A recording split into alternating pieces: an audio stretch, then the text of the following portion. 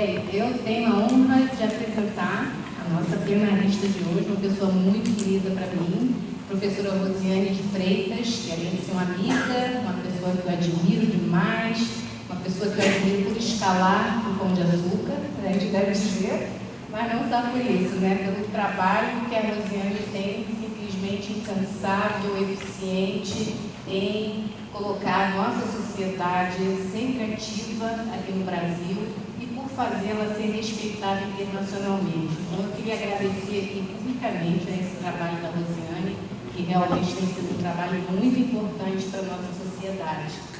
Eu apresento o histórico aqui da Rosiane, né, que não é nada trivial, mas vamos lá, né? Fez doutorado na COP, em Engenharia de Sistemas e Computação, na linha de algoritmos de combinatória, na UFRJ. Fez mestrado em Ciência da Computação na Unicamp, né, Universidade Estadual de Campinas, e graduação em Computação pela Universidade Federal do Amazonas. Atualmente, a Rosiane é vinculada ao Instituto de Computação da Universidade Federal do Amazonas. Atua na área de Ciência da Computação, ênfase em algoritmos e otimização combinatória, principalmente nos temas de escalonamento teórico, algoritmos exatos e aproximados, complexidade computacional, teoria dos grafos, programação matemática e otimização em redes. É líder do grupo de pesquisa do CNPq de otimização, algoritmos e complexidade computacional. A Rosiane coordena e participa de projetos de pesquisa em parceria com pesquisadores de importantes universidades nacionais e estrangeiras, membro de comitês, sociedades científicas, revisoras de importantes periódicos nacionais e internacionais. Desenvolve projetos de P&D, envolvendo importantes institutos e laboratórios de pesquisa, membro do comitê gestor da Comissão Especial de Algoritmos, Combinatória e Otimização da SBC, da Sociedade Brasileira de Computação, membro do comitê diretor da Maratona de Programação, do ICPC, ACM Brasil, e é vice-presidente de eventos da Associação Latino-Americana de Pesquisa Operacional, ALE. Dá para ver aqui que o currículo não é pequeno, né? Então, eu queria agradecer mais uma vez a Rosiane por esse trabalho e pela oferta dela em fazer aqui uma palestra para a gente. Obrigada, Rosiane. A palavra é sua. Obrigada. Márcia, dentro de você, a admiração é mútua, é mais antiga.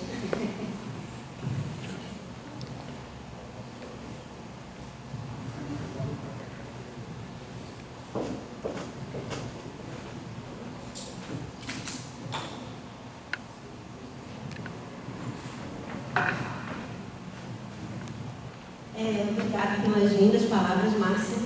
E obrigada a vocês, guerreiros, né, depois de ontem, último dia do evento, cedo da manhã, cedo, né, dos padrões pós-festa. E bom, vou tentar deixar leve, espero que interessante, instigar vocês a alguns problemas e abordagens interessantes. E é só, enfim, um fio aí para muita coisa que pode ser feita em cima. Bom, vou falar de alguns problemas interessantes de otimização em redes. Aí eu provoquei aqui e falei, né, de problemas modernos.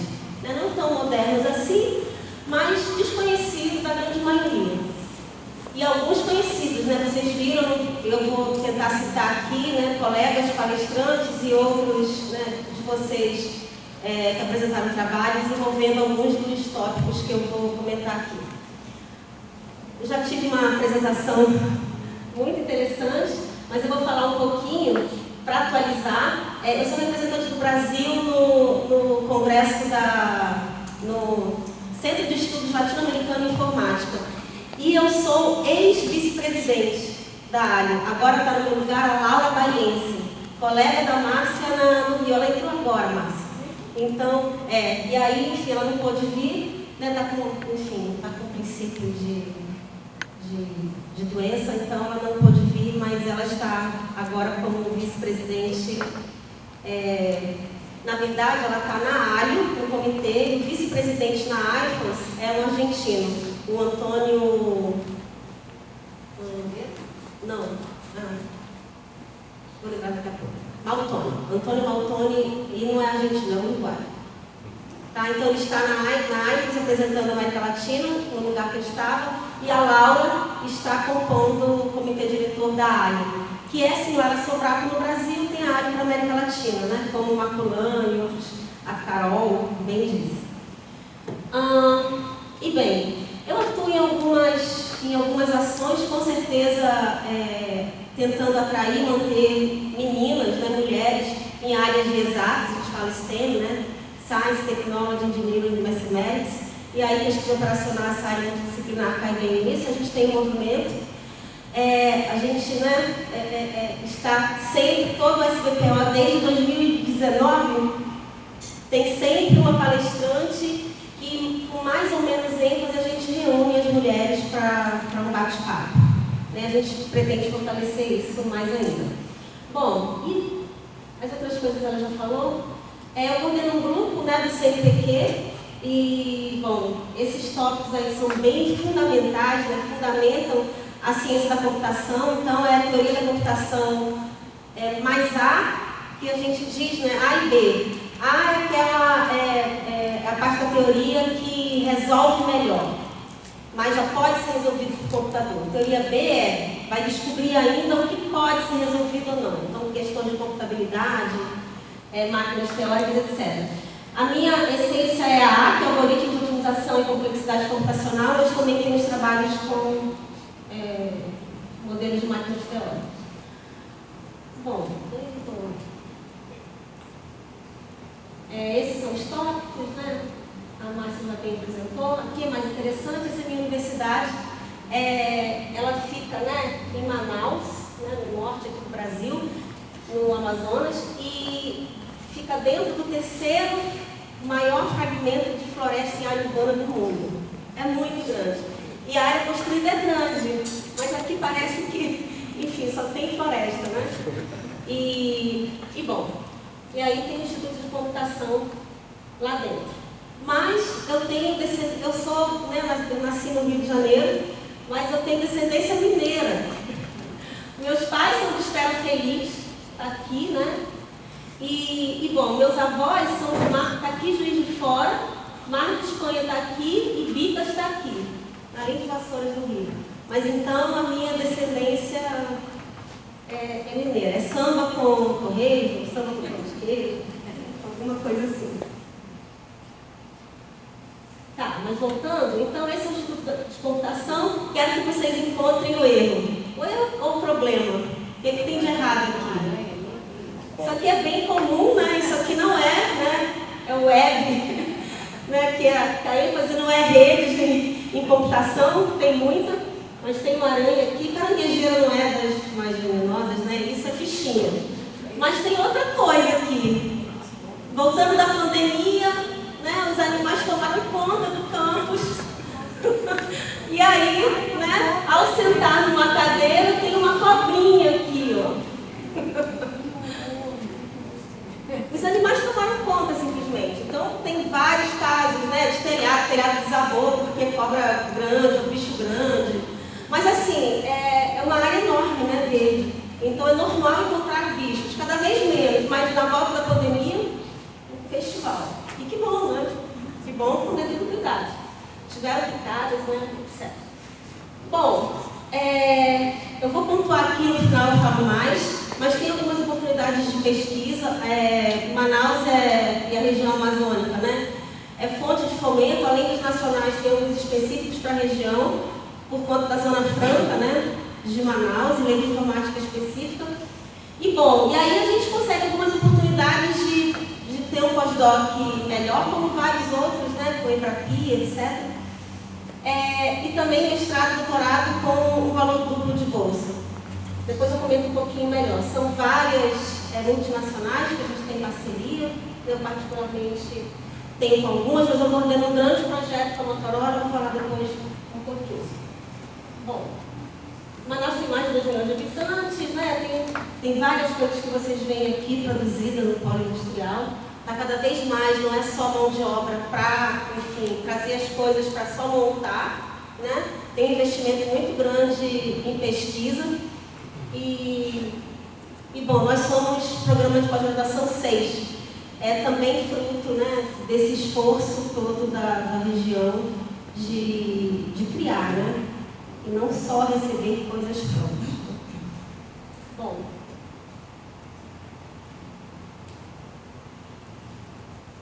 Tá. Mas o que seriam, né, problemas modernos, né, de otimização em redes? Por exemplo, né, potencializado com a pandemia, mas já acontecia, né, nos últimos anos anteriores à pandemia. Com a pandemia ficou muito claro, né? Estou pedindo hoje e quero receber hoje. Então, que ótimo para a gente, clientes, né? Mas e que ótimo para a gente, pesquisadores e desenvolvedores, porque traz um desafio maior de tratar essa logística, né? Em todas as suas camadas. Então, essas entregas expressas, essa logística envolve vários problemas. Por exemplo, né? Problemas de caminho mínimo com restrições adicionais. Um problema de caminho mínimo é de ser fácil computacionalmente de ser resolvido, né? Um problema polinomial. Tem aí algoritmo de Debye, Abel fora, etc. Mas, sob algumas condições, ele passa a ser difícil computacionalmente, né? Ele é difícil. Por exemplo, se eu tenho algumas arestas proibidas, alguns trechos proibidos no caminho, ou se eu tenho alguns trechos obrigatórios no caminho.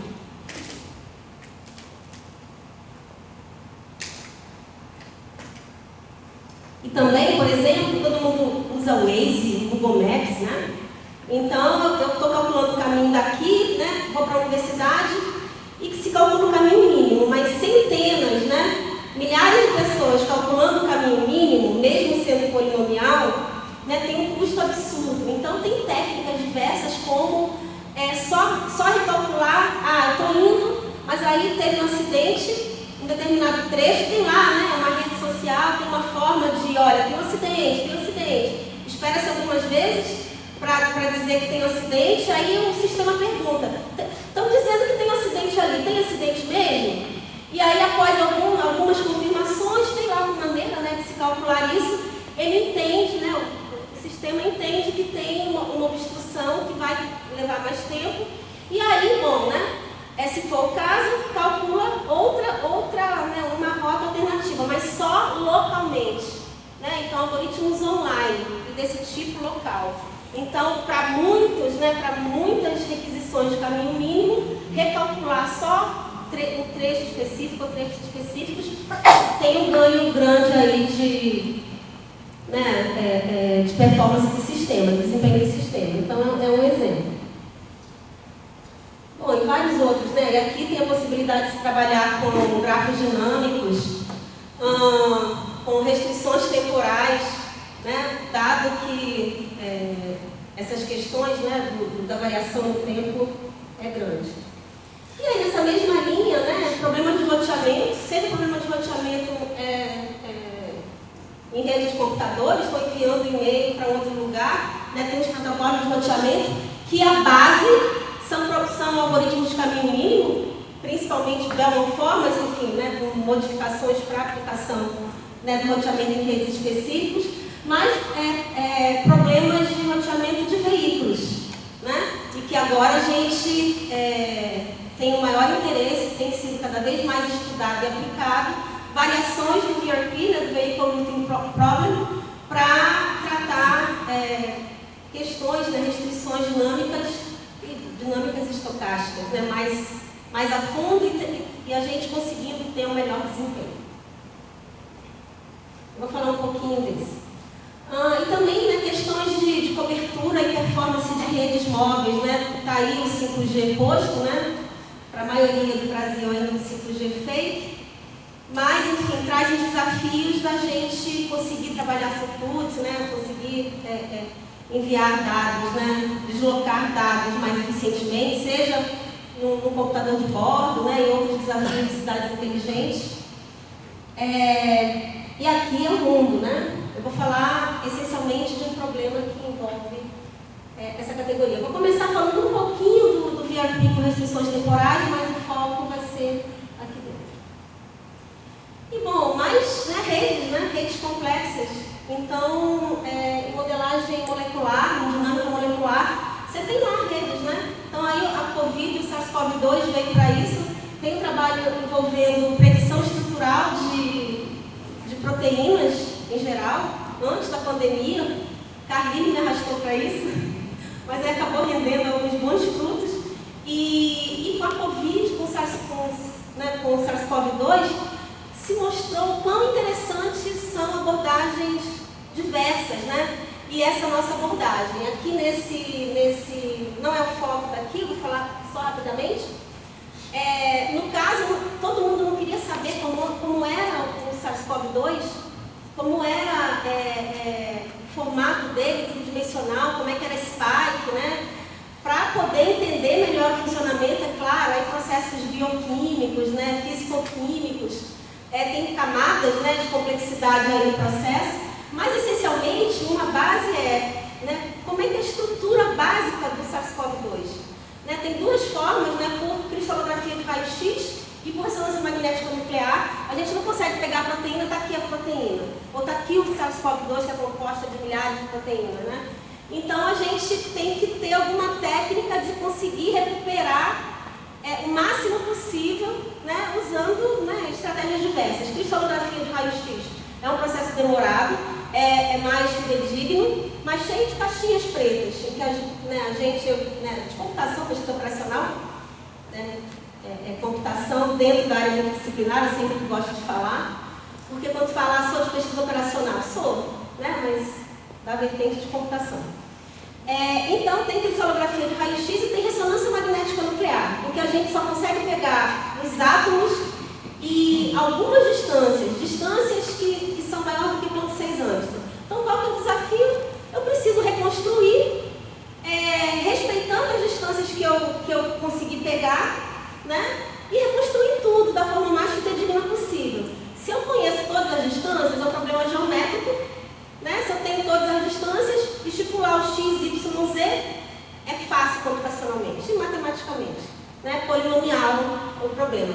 Mas se eu não conheço todas as distâncias, é um problema NP difícil. Aí, enfim, tem algumas características. E tudo que é NP difícil para a gente, né, para PO, para pensar em modelos teóricos, né, diferentes, melhores e traçar estratégias algorítmicas mais eficientes. Mas, enfim, então, esse trabalho de predição estrutural veio a IBM aí, né? Veio a IBM e fez, depois de muito tempo, mais de um ano, com centenas, talvez milhares de pessoas, né, reconstruiu com toda a riqueza dos processos, né, fisicoquímicos, né, bioquímicos e com computação gráfica, mas olha o custo, né, de supercomputadores, de uma porção de gente. Então, eu e outros pesquisadores com abordagem matemática, a gente só olha para átomos e distâncias. E aí colocamos algumas coisas, né, minimizar a energia, né, ângulos fixos entre dois pares de átomos, só tem alguns ângulos possíveis, e aí, enfim, não aumenta a complexidade do algoritmo. A gente trabalha com poucos dados. Não temos um supercomputador, não dá para competir com o IBM ou com as grandes. Mas a estratégia com pouco, a gente consegue reconstruir com algum grau de confiabilidade. Bom, provamos, né, num trabalho com o fisicoquímico, uma aluna de mestrado, que sim, através de, enfim, tem um gráfico de Ramachanda, a gente prova que os métodos matemáticos computacionais geram pelo menos uma solução válida, também quimicamente, por mais que gere também soluções inválidas. Isso é uma questão, né, muito questionada pelo outro lado, né? Vocês matemáticos, né, de computação fazem os métodos maravilhosos que encontram a solução para um modelo matemático, mas e aí? Né? E aí, enfim, né, tá um caminho bacana de mostrar que essa simplicidade também ela ajuda, né? Ela consegue construir soluções interessantes para eles, né? Biologicamente, né, quimicamente falando. Bom, mas aqui são exemplos, né, de problemas modernos de otimização em redes. E cada um desses aí um mundo, né, com várias variações de problemas clássicos e estratégias algorítmicas. Então, vou falar um pouquinho aqui de um problema do Vehicle Problem com restrições temporais. Tem um clássico conhece, né, o VRP TW, o Time Windows, né? Mas tem outras janelas de tempos possíveis. E a gente traz restrições de escalonamento, como release date, due date, deadline, para poder a gente tratar outros tipos de restrições de tempo, né? Tempo real, enfim. Mas aí, como é que é a cadeia logística de entregas expressas? A gente participou de um programa entre academia e indústria proposto pela LOG. A LOG é uma unicórnio brasileira. Começou como uma startup na academia. E passou agora eu posso me enganar, mas acho que é 1 bilhão. Passou de um valor muito alto, então se chama unicórnio, né? E então abriu essa parceria com a academia e a gente fez parte com pessoas de várias universidades brasileiras. E como é que se dá isso, né? Tem a primeira milha, né, a milha intermediária e a última milha. Tem desafios para a gente em todas elas, em todas as cadeias, né? Aqui é multimodal, enfim, e tem que se pensar em onde, como e quando também vai se suprir, né, os depósitos intermediários e os depósitos finais. Nós estudamos a última milha, que é quando tem o depósito com a mercadoria, tem todo um desafio de warehouse, né? O que é preciso manter na mercadoria nesse local, porque se alguém pedir, né, a ideia é que se atenda ao máximo possível os pedidos feitos. Então tem questão de sazonalidade, né? Natal vai se pedir determinado tipo de produto, né? Dia das Crianças outro. Tem questão de região, né, etc. Então tem um monte de desafio aqui. Mas tem o desafio de, dado, né, que se fez o pedido, né, está aqui, assume-se que está aqui o produto, como, né, rotear, como enviar os pedidos para os clientes.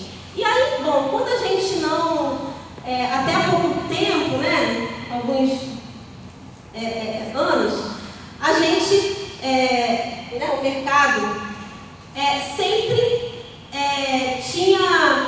entregava pelo menos, né, com produtos que chegassem, com pedidos que chegassem no dia anterior.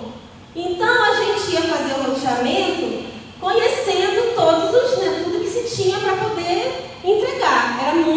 Era um desafio, se fosse muito em cima, né, para rodar os programas e tudo, mas enfim, é aquele tipo de problema que se conhece tudo na entrada, né? E aí, bom, se faz a programação.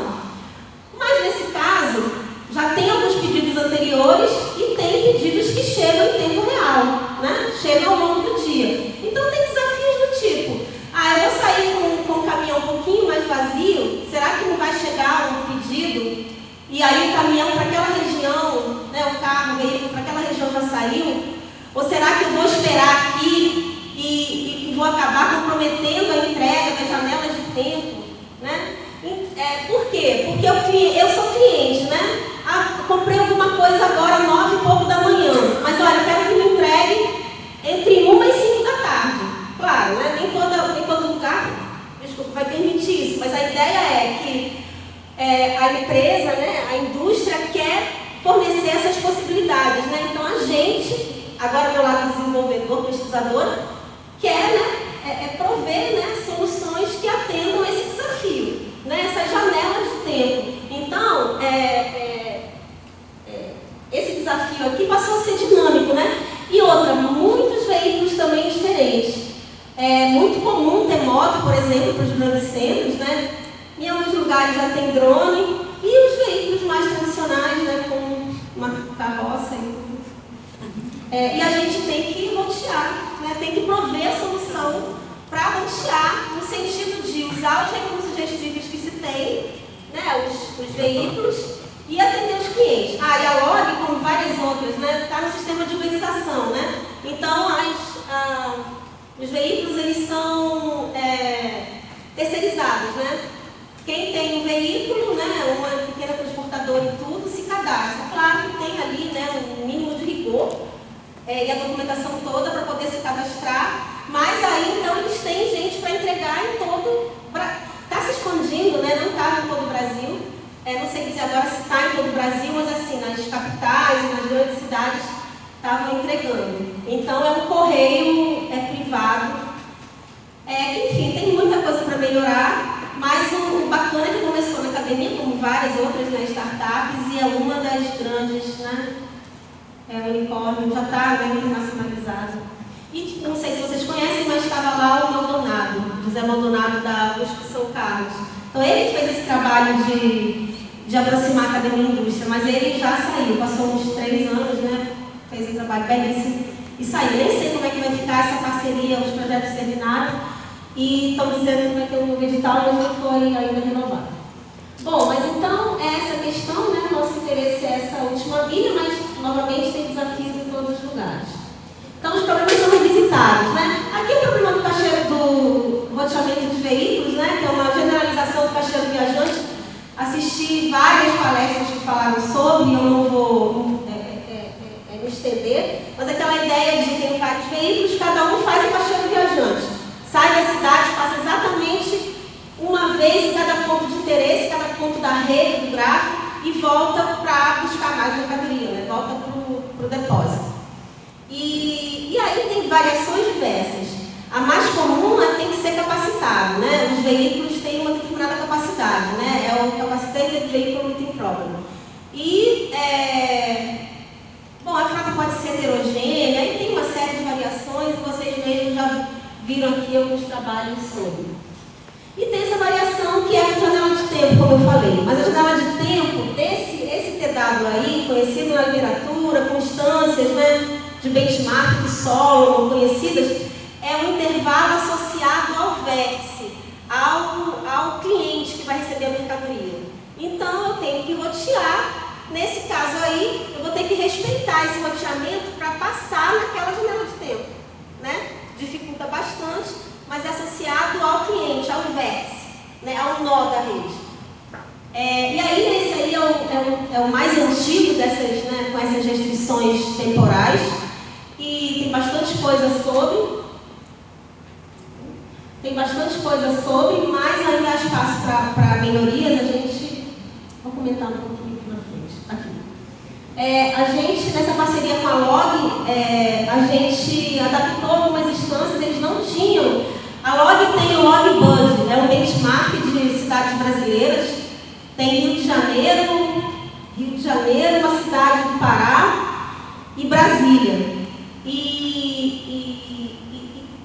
Portanto, enfim, uma outra métrica, né, diferente da do Solomon, a gente teve aí um trabalhinho para um aluno de iniciação científica, foi bem interessante, e a gente conseguiu, né, prover para esse benchmark esse novo problema, tratando as instâncias para esse caso, né, com janelas de tempo. E, bom, para o aluno, né, lidou com modelagem em programação inteira, usou o VRT Solver dos nossos colegas, né, do Arthur Shoa, que é parceiro desse trabalho, e o Arthur Pessoa, junto com os franceses, que é um solver, né, que trabalha com Range Cut and Price, né, então, diferentemente do Simplex, do Gurob, que não trabalha, né, com geração de colunas, né, com Price. Então, eles têm esse solver específico para o VRP, né, que é o foco dos dois que são da Federal Fluminense. Bom, então, esse é o meu aluno, né, e o Eduardo Show aqui. Então, a gente teve o workshop ano passado e o workshop brasileiro de cidades inteligentes, que o Satoru, né, o nosso boss, né, que organizou.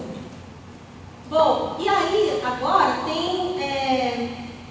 esses intervalos de tempo podem ser diversos, né? A gente está considerando outras possibilidades para tentar, né? Para tentar tratar essa dinamicidade que essas novas aplicações, esse novo cenário está demandando. E aí, bom, eu trabalho com scheduling, né? Teoria de escalonamento. E agora a ideia é que a gente escalona e roteia ao mesmo tempo. Então, a gente está trazendo, tem todo um arcabouço teórico, né, robusto de problemas de escalonamento, que são modelos teóricos, mas enfim, leilão sob demanda na internet, o Google, a máquina de busca do Google, manda os robozinhos e traz, né, o escalonamento de uma máquina. Então, quando a gente lida com modelos teóricos, né, eles são teóricos, mas a gente adequa, né, a situações as mais diversas possíveis. Mas, enfim, então agora não foi a gente que começou, né, na literatura já tem vários, né, os pesquisadores que trabalhavam forte com o VRP, as versões já existentes estão atacando agora essas, mas a gente está entrando nisso, né, parceria com o Show, e a gente tem tratado, né, estamos propondo os modelos diferentes. Esse release date é justamente, né, pensando na aplicação. É quando é que o pacote, quando é que o produto, né, o item, o pacote vai estar disponível no depósito, né? Então, entenda, vai ter uma janela para o cliente, que vai poder receber de 3 às 7. Mas aí vai ter uma outra restrição, que é a data de disponibilidade do produto. E está muito associado com o pedido, né? O pedido foi feito às 9, vai estar disponível às 10.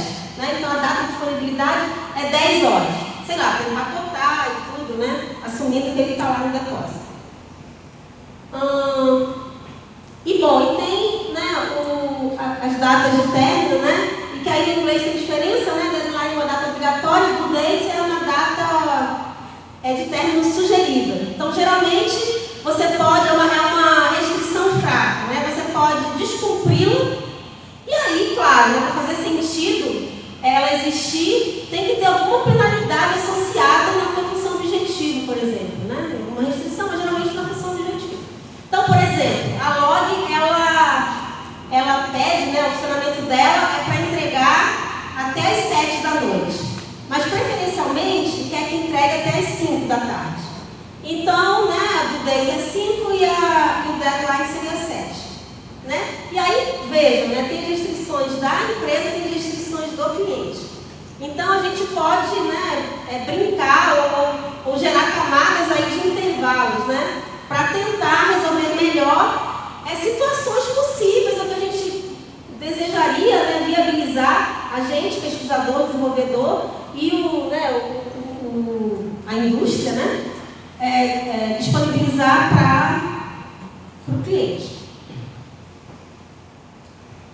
Bom, aí nesse caso, né, a gente tem alguns resultados de formulação inteira mista, usando o VRP Solver, né? Está começando, então, mas a gente já conseguiu, né, ter aí algumas coisas, teve algumas apresentações no simpósio de pesquisa operacional em inteligência artificial do maior congresso brasileiro de computação, e no PAI vai ser apresentado em dezembro.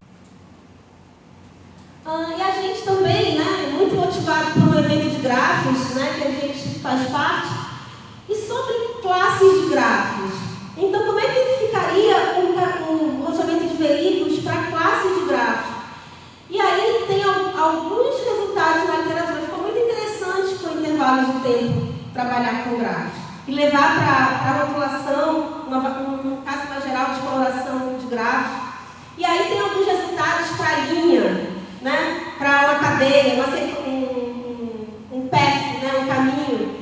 E aí eles chamam de half-line, quando o depósito está no extremo, e para a estrela, quando o depósito está no centro.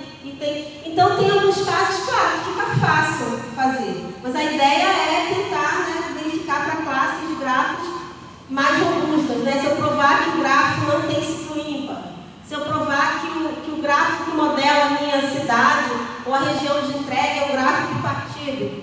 Então, tem um trabalho ali que aproxima, né, totalmente de teoria dos grafos. E a gente começou a brincar também, mas na literatura tem alguns resultados, que não é comum, né? A gente olhar para o roteamento de veículos e pensar em classes de grafos específicas.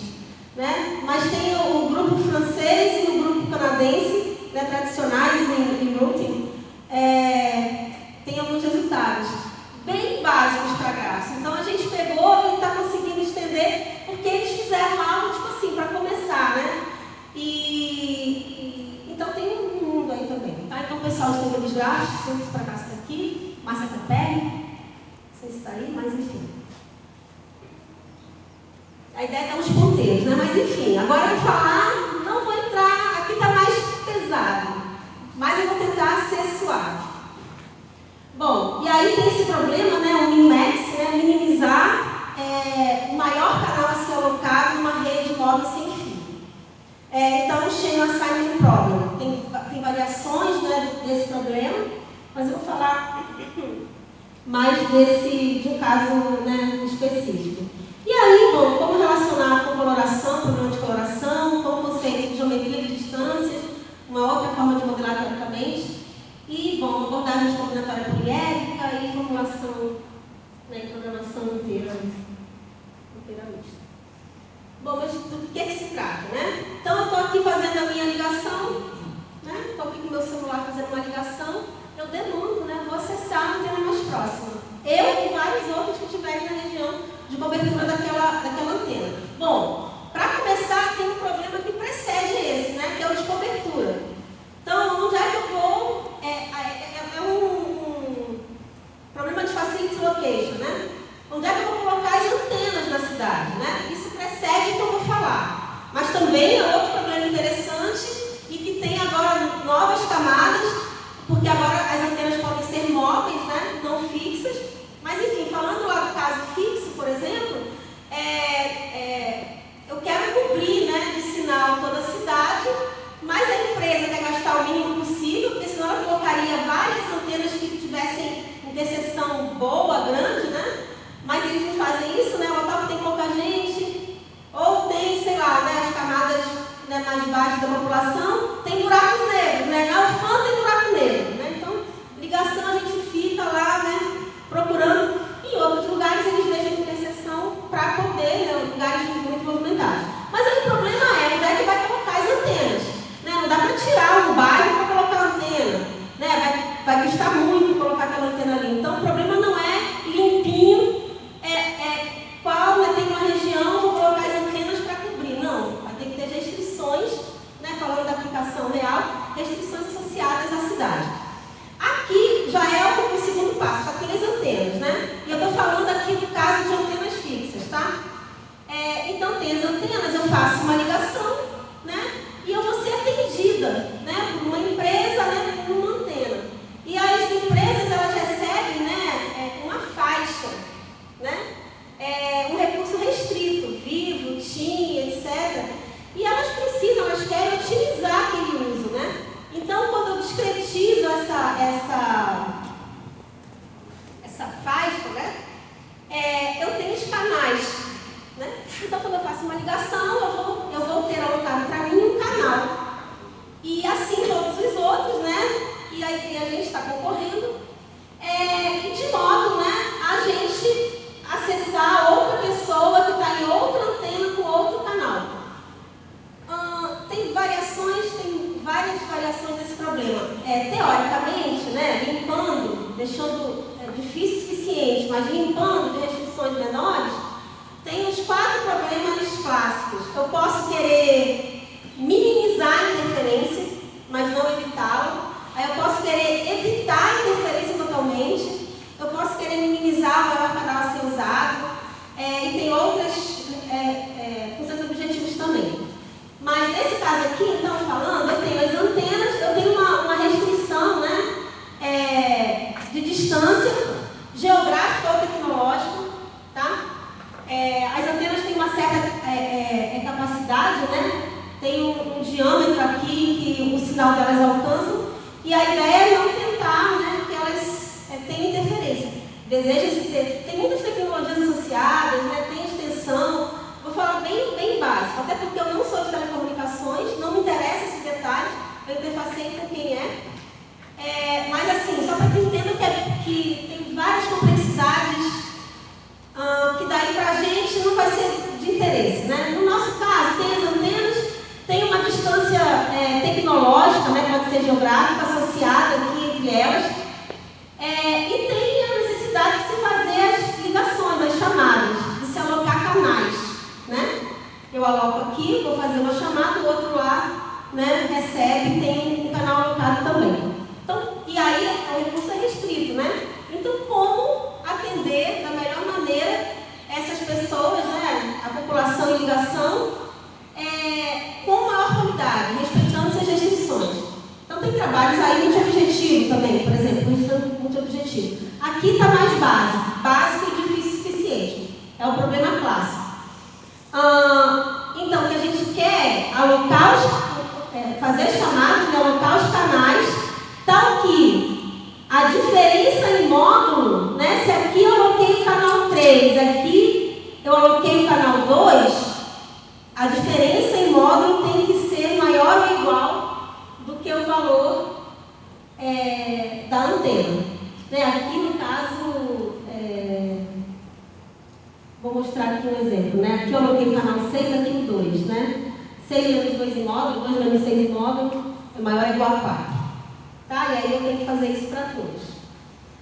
Bom, claro que é natural, né, levar para grafos, cada antena é um vértice. Eu tenho arestas com pesos, né, o grafo é ponderado nas arestas, representando a distância. E bom, aqui eu tenho coloração simples, né, só que não é vértice adjacente, tem cores diferentes. Não basta só isso. Né? Eu preciso que vértices adjacentes tenham cores, tenha, né, a diferença das cores atribuídas a eles seja maior ou igual à distância da aresta, né, ao peso da aresta. Tá? Então, a generalização do problema clássico de coloração de vértices em grafos. Bom, mas o que é, né, esse problema clássico? Vou mostrar aqui. Eu tenho um grafo, né? Então está aqui uma coloração para esse grafo. Vértices adjacentes tem que ter cores diferentes. Não tem nenhum adjacente compartilha uma aresta, né? Não tem nenhum par com cor igual. Mas assim, a brincadeira é mais divertida, né? A gente quer otimizar e a gente não quer colorir só para respeitar a restrição. A gente quer usar o menor número de cores possíveis. Então, aqui a gente usou azul, amarelo, vermelho e verde, 4. Aqui a gente usou 3. 1, 2 e 3. Tá? Então, o número cromático desse grafo, dessa instância aí, dessa rede, né, que a gente subiu, né, para o modelo teórico, é 3. Então, eu consigo colorir com 3 cores. Lá no nosso problema é um pouquinho diferente, porque a função objetivo não é minimizar o número de cores. É mais interessante minimizar a maior cor a ser alocada. É um maximum, né? Eu quero minimizar o maximum, né? O min-max. Mas, enfim, sobre o problema de coloração, né? Existe uma série de problemas de coloração. Em teoria dos grafos, né? Tem colegas, tem pesquisadores que tratam essencialmente com vértices e arestas e as suas restrições sem pensar na aplicação, mas é muito direta e algumas delas, né, a aplicação motivou a teoria, como acontece em vários casos. Mas, enfim, existem problemas em que a gente tem não só um valor, mas vários valores associados à aresta e são valores proibidos, né, que não podem acontecer. É o tipólogo, é uma generalização do nosso problema, vou falar um pouquinho. Eu posso querer pintar com mais de uma cor, né, uma multicoloração. Cada vértice pode ser pintado com mais de uma cor. Tem coloração na aresta também. Então, eu posso querer pintar as arestas. Meu caminho, né? Tipo codificação, meu caminho tem que ter uma sequência de cores. Eu não posso ter repetição de cores. E tem também lista coloração. Eu tenho associado a cada vértice uma lista de possíveis cores a serem usadas.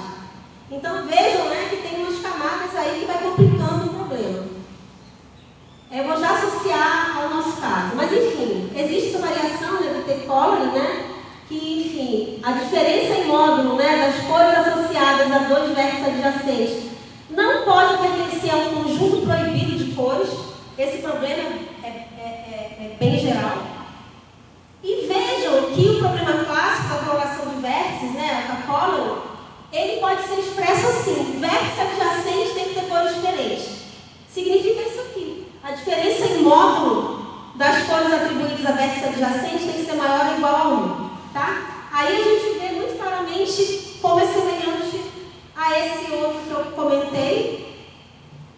Porque aqui no nosso caso pode ser um valor qualquer. É outro problema excepcionalmente difícil, né? NP completo, NP difícil na versão de otimização. E nessa pesquisa a gente está interessado, né? Esteve interessado, continuamos, em arestas ponderadas, né? Restrição de distância, e esse tipo de restrição, né? Valores aleatórios aqui, distância arbitrária, não só um, e uniformes, mas sem ser um, é outro problema também.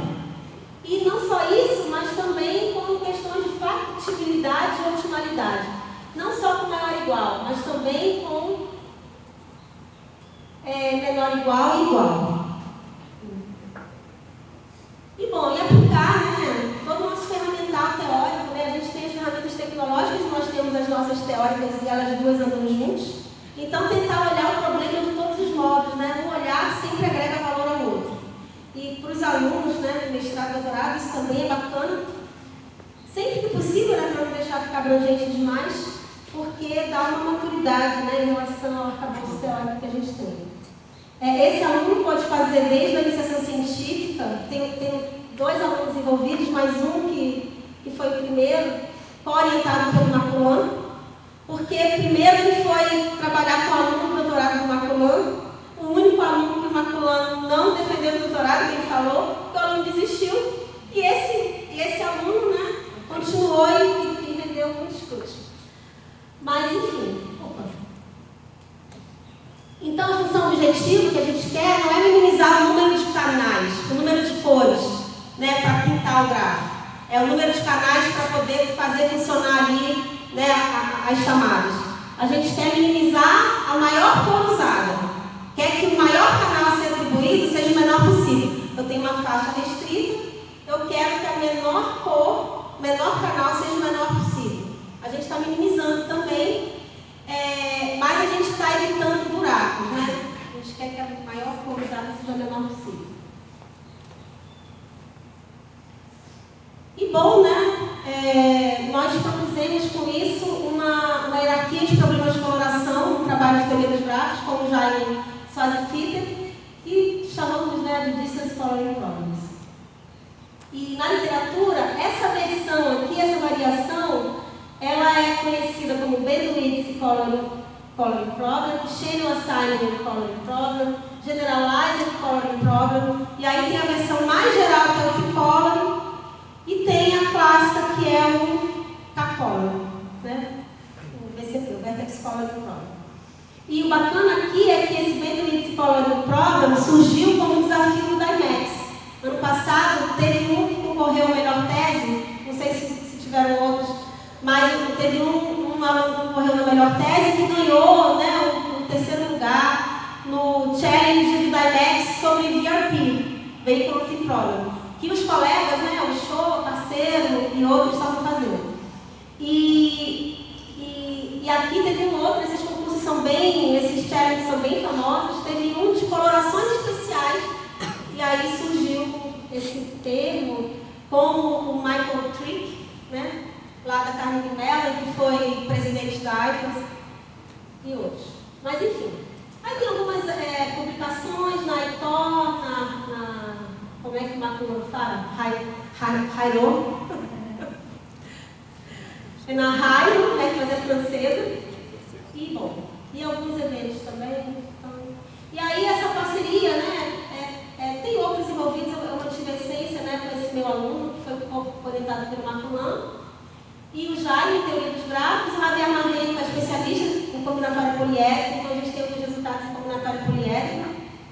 E o Felipe Michelon, que tive uma visita com o Felipe lá na França, e ele trabalha com programação por restrição, trabalhou muito no passado, né, resgatou, e a gente conseguiu um modelo de programação por restrição também, então podemos dar explorar diversos modos. Mas enfim, tá aí o problema. E aí, bom, a gente tem as antenas, né? E aqui a gente pode ter mais de uma chamada para cada antena, né? Então eu quero alocar 2 canais, então vai ser uma multicoloração. Aqui eu quero 2 cores, uma cor, etc. E tem as restrições de distância, né? Tem os pesos das arestas.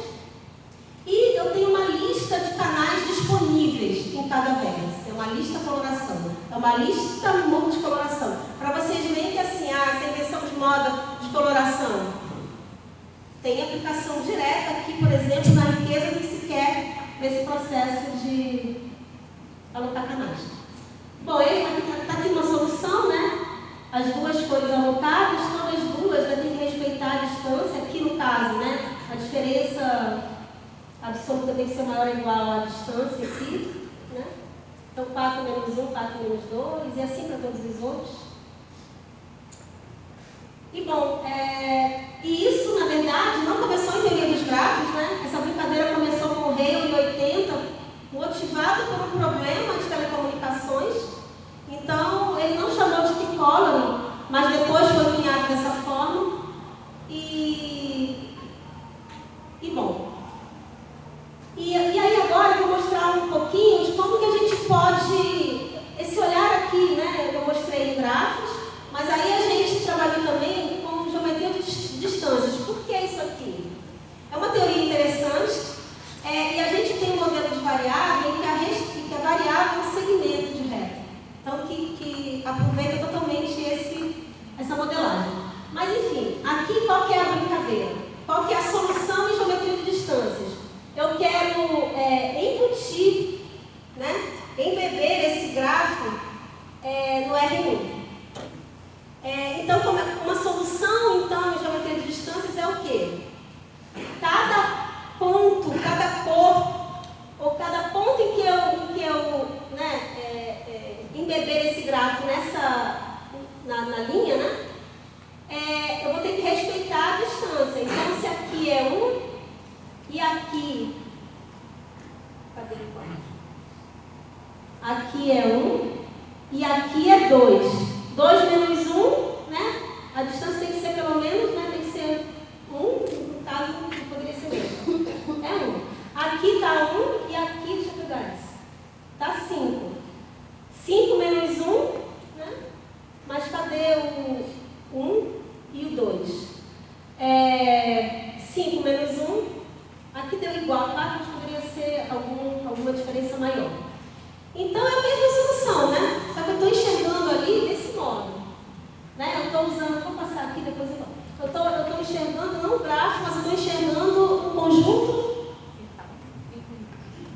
Estou enxergando um conjunto de segmentos de reta.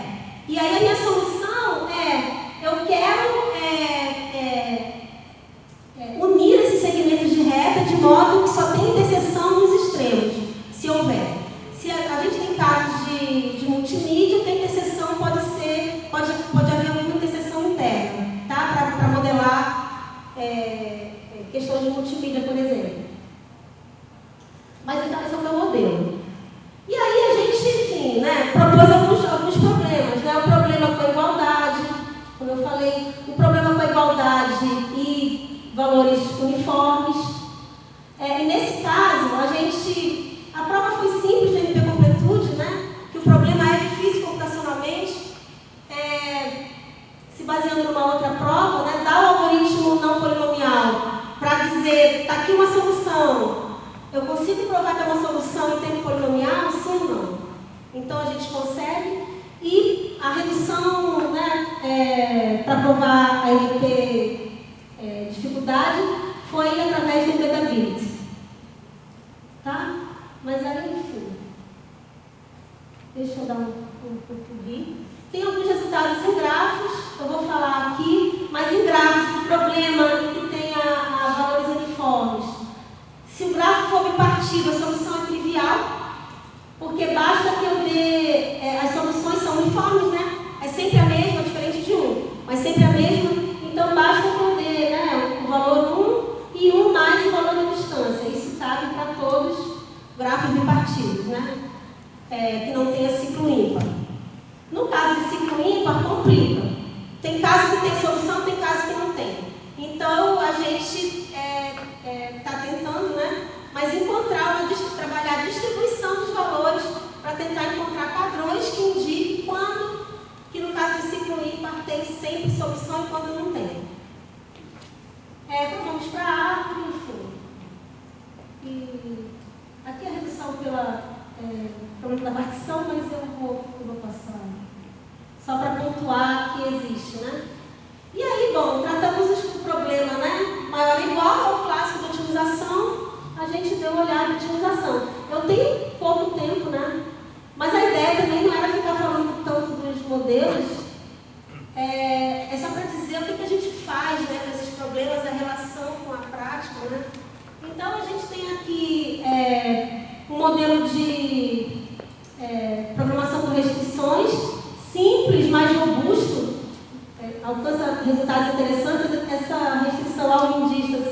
é bem tradicional de problemas de programação por restrição. Qual a diferença? Básica. Programação por restrição começou na lógica, na teoria da computação para provar a computabilidade, né? O que pode ser resolvido por computador ou não. E aí agora tem técnicas algorítmicas para lidar com esses modelos, que são lógicos.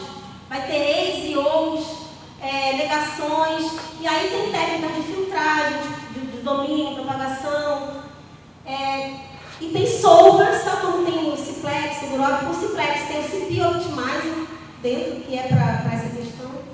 Bom, mas aí a gente tem um modelo, aqui eu vou passar também, mas o modelo de programação inteira clássico com duas variáveis, e enfim.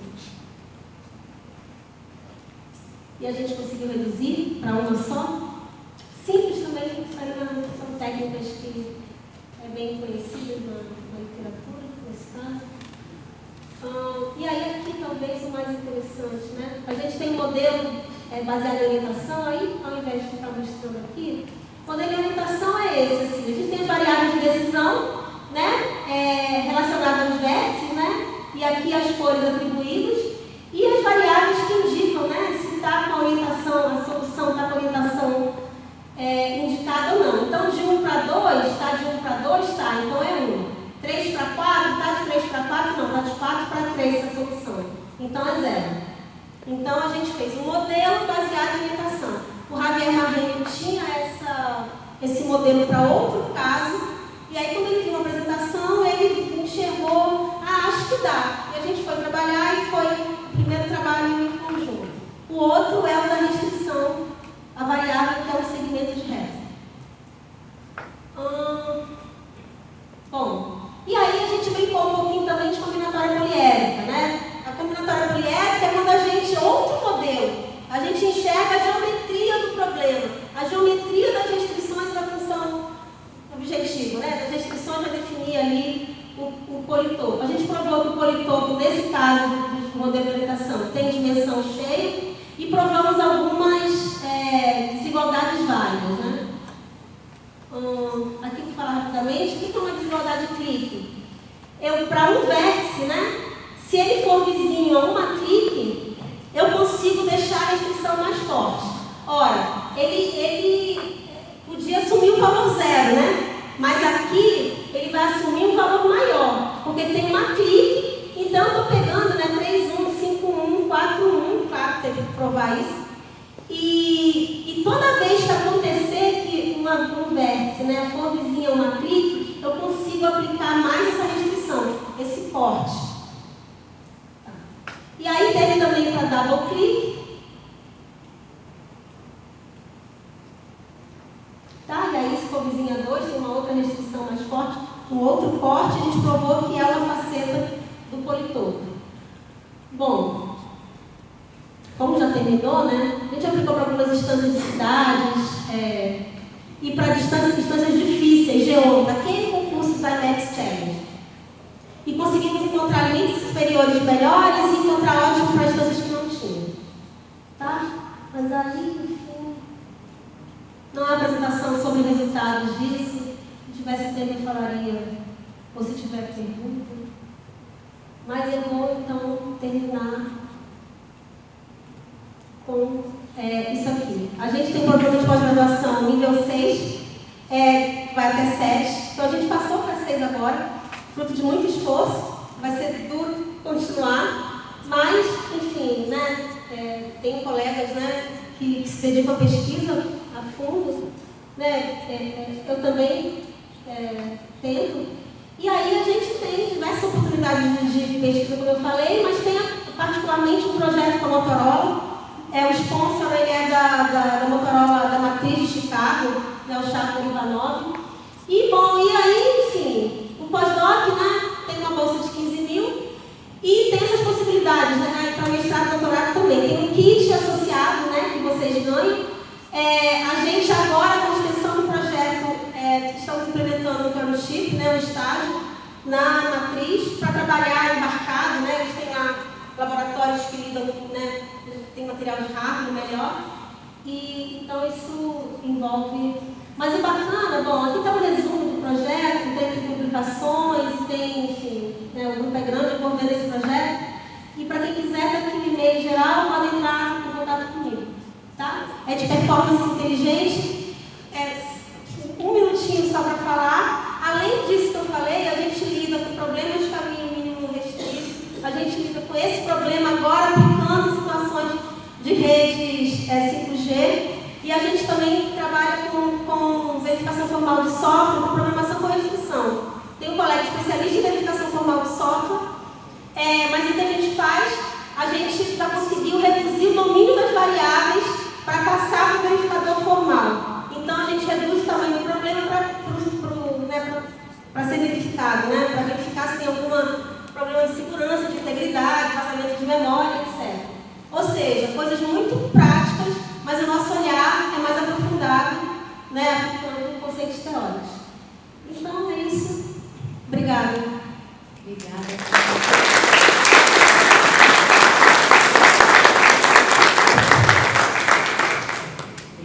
Palestra super rica, muita informação e oportunidade, né? Alguém gostaria de fazer uma pergunta rápida, porque o nosso tempo está um pouco estourado, né? Mas, alguém tem alguma pergunta? Curiosidade. Rapidamente. Tá ligado? Zé, muito uma palestra realmente rica, interessantíssima. Eu só queria ter uma curiosidade sobre o trabalho que vocês desenvolveram com os dados à log, né, colocando aquelas restrições. Vocês chegaram a mostrar essas soluções, eles chegaram a usar essas ideias? Teve um workshop, né, em dezembro do ano passado, e aí isso foi apresentado junto com a participação deles e dos outros colegas. E aí depois, tem todo está disponível esse benchmark, ele é público. Eles querem que a comunidade use esse benchmark. Então, nós incorporamos essas instâncias lá. Agora, falta eles, validarem, né, para que incorpore um novo problema como a gente quer e que eles, né, estão para fazer isso, porque aí entrou o problema PTW. Né? Então, mas assim, é um trabalho bem bacana, lida com instâncias reais, mas transformar essas instâncias não é nada trabalhosinho e não é nada, né, tão complicado, não. Aí depois resolver instâncias grandes, né, e conseguir, né, ter bons limites superiores e encontrar o ótimo, aí sim, né, continua sendo um desafio. Eu vou fechar por causa do tempo e a gente quiser continuar as conversas com a Rosiane no café. Rosiane, muito obrigada, parabéns aí pelo trabalho. Obrigada, pessoal.